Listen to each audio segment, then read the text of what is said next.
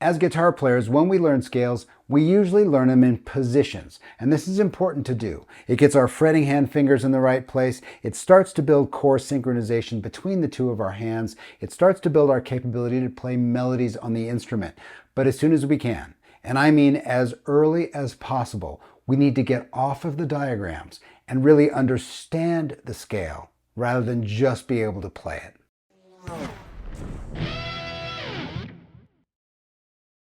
Welcome back to the channel. My name's Chris. Today you will learn a 2-note per string scale workout. Now, as guitar players, we spend a lot of time on the pentatonic scale, maybe too much time on the pentatonic scale, and it's actually the major scale that's the most important one to learn. And that's because it's the major scale that generates all the context of music theory, and in fact, the pentatonic scale comes from the major scale. The major scale provides so much context that you can't actually really grow as a musician without understanding it. It's that important. So I'm going to briefly explain the major scale just for a review. How's it built? Why do we care? What's going on? And then we're going to zoom in and I'm going to show you an exercise that's built to insert all the context of the scale rather than just show you how to play it. You're watching this video because there's a disconnect between how music works and how the guitar functions, right? And you're looking for insight into fixing that. I do this all the time. It's what I do for a living, and I do it in an online guitar academy called The Studio.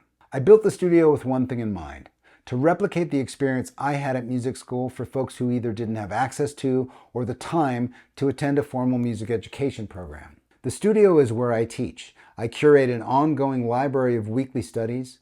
I teach live deep dive courses, I host live Q&A sessions, I facilitate in-person workshops, and I give feedback to guitar players who post their progress.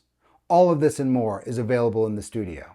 Now, an online guitar academy might not be for everybody. I understand that. But if you're ready to put in some work and you're really interested in uncovering how this instrument works, I can help you with that.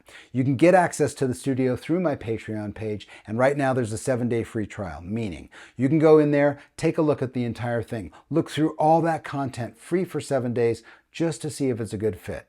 If you do decide to study with me, I look forward to working with you. The major scale is the primary scale in Western music. And in fact, the scale degrees of the major scale make up sort of a reference point that we use to describe everything else that we ever come across in music.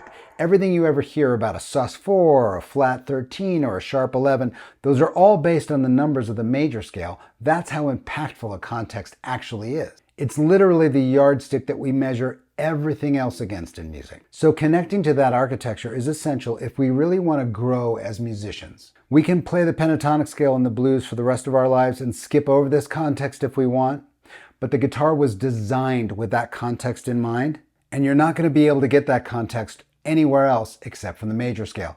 Imagine using any tool that you didn't really fully understand. Imagine the potential that's left on the table if you do something like that. That's essentially the result of not integrating the architecture of the major scale. Okay, now we're not building technique here though. Scale diagrams and scale patterns are great, again, for building that technique, getting your synchronization together, right? Getting core capability in your hands. This exercise is all about context, and that's what we're going to focus on today.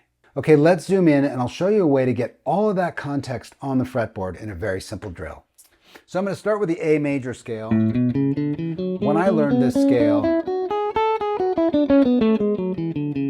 I learned it in this position. I saw a diagram and I put it on the neck and I used the fret numbers, right? I used the numbers for each fret of each string. This is a classic way to sort of learn scale diagrams. So if these are the numbers I'm paying attention to for each string, the fret numbers, it sounds like this: 5, 7, 4, 5, 7, 4, 6, 7, 4, 6, 7, 5, 7, 4, 5. Now that's great. Those numbers are really great for getting my fingers in the right spot, but they really don't give me any information about the scale other than where to play it. This scale, the major scale, is the sort of underpinning of all of music. Like every number you ever hear in music theory or in any chord, like, you know, the minor 11 or a flat 13 or all that stuff is based on the scale degree numbers, which are these: 1, 2, 3, 4, 5, 6, 7. Those are the numbers of the notes and the order in which they occur. 1, 2, 3, 4, 5, 6, 7, and then we start over again. 1, 2, 3, 4, 5, 6, 7, and then we're back to the beginning. So just using those numbers alone, I've just learned something about this pattern. And that is that it goes through 2 octaves. 1, 2, 3, 4, 5, 6, 7. There's my first octave. 1, 2, 3, 4, 5, 6, 7. There's my second octave.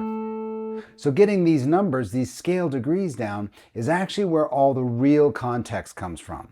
So I've got an exercise to show you where by applying a couple of constraints, we can stay focused on the scale degrees and not get sort of lost in the pattern of the scale. And that constraint that I want to share with you is just 2 notes per string. So as you can see, when I play the scale in this position, some of the strings have 3 notes, but some only have 2, right? It's mixed up, and it's mixed up so that all my fingers can stay in one spot. If I start that scale, let's say I start on the second octave. This is where I'm going to start. This is an A note. 1, 2, 3, 4, 5, 6, 7. I'm going to just use that second octave. And I say my constraint is 2 notes per string. The very first thing I have to do is move that second note. 1, 2, I have to move that to this string. So I've got 2 notes on this string. 1, 2, the 3 and the 4 stay where they were. 1, 2, 3, 4. The 5 and 6 stay where they were, because that's 2 notes per string. And the 7 and the root stay where they were. I'm only using 2 notes per string there, right? You can see how it pushes me out of the position, right? It spreads me out of the position. It also gives me a lot of context about the scale. For example, I notice that there's a half step between the 3 and the 4, and another one between the 7 and the 1.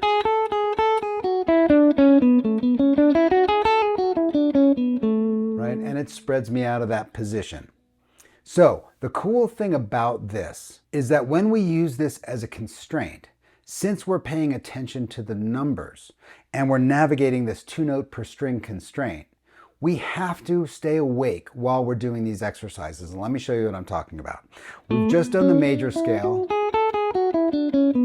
As I said before, the numbers of the major scale, these scale degrees, 1, 2, 3, 4, 5, 6, 7, are all the numbers that we use to measure all the things, everything we ever hear in music. So if I get a new scale formula, let's say I get a new scale, the Lydian mode. The Lydian mode has its own formula. So let me put the major scale formula down here. 1, 2, 3, 4, 5, 6, 7, 1. The Lydian mode has a sharp 4. So now when I navigate this idea, this drill, 2 notes per string, all I have to do is raise that 4th degree. In other words, sharping means you're increasing the pitch. You're raising the pitch by 1 half step, by 1 fret. So when I get to that 4, I'm just going to raise it up. Same exact thing.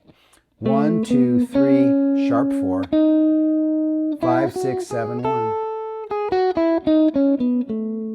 Whole different sounding scale. And I can really see and hear that sharp 4 now.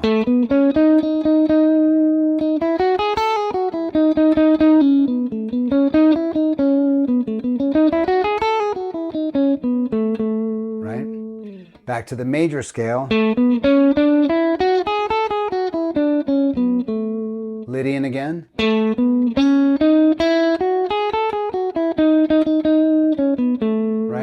This kind of thing really keeps me connected to the sound of the scale because I'm in charge of those scale degrees and what the alterations are.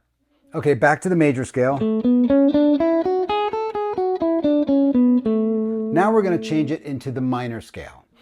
This is the natural minor scale. It's also called the relative minor scale. It's also called the Aeolian mode. It is a major scale with a flat 3, a flat 6, and a flat 7. So just for review, my major scale looks like this. 1, 2, 3, 4, 5, 6, 7 root. I'm going to have to change the 3, the 6, and the 7. So let's just jump in. 1, 2, flat 3, 4, 5, flat 6, flat 7. All right, so now I've mapped it out. I've been paying attention. Listen to what this sounds like.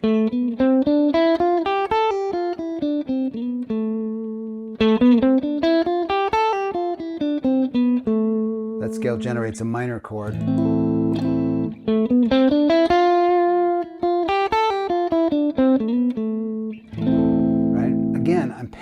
attention to these notes, I'm really understanding what the alterations are, and now it's really getting in my head. That flat 6 sounds really interesting.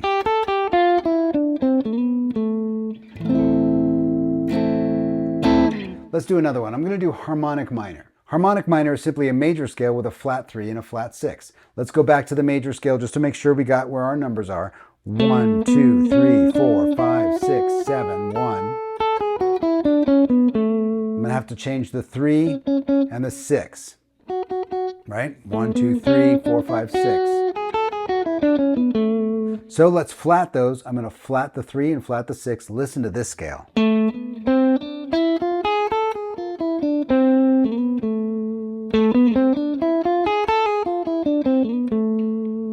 It also generates a minor chord.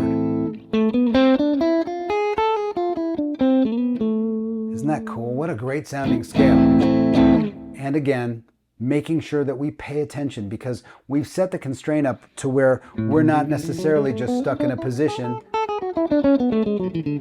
blasting across all this context that we're really missing out on when we just pay attention to what frets we're on.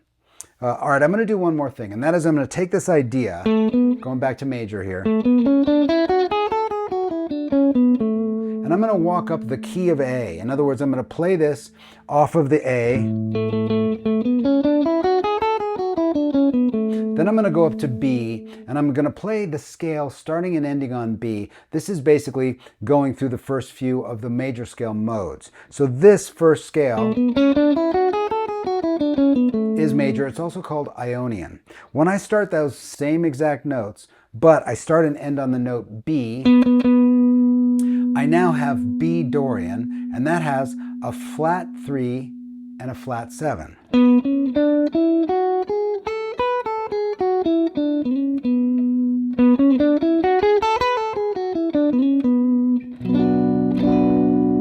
So major,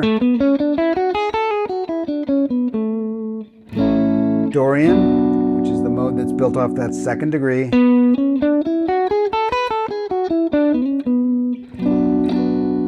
Phrygian is the next mode. That's built off the third degree of the scale. In this key, it's C sharp. 1, 2, 3. Phrygian has a flat 2, a flat 3, a flat 6, and a flat 7. Check this scale out.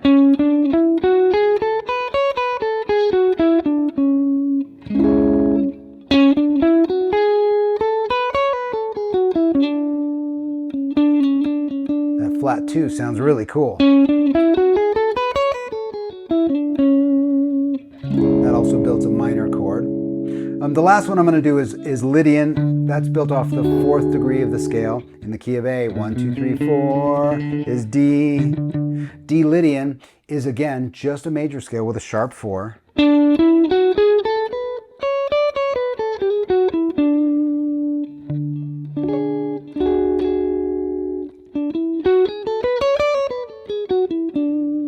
Phrygian, Dorian,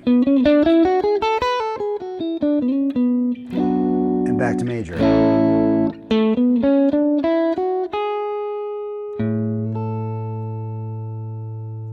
In this way, when you make these constraints and you force your mind and your brain to stay engaged as you look at and seek out and play the alterations that you have to make these other scales, you stay connected to the sound and the architecture in a much more positive way than you do if you just run across the pattern.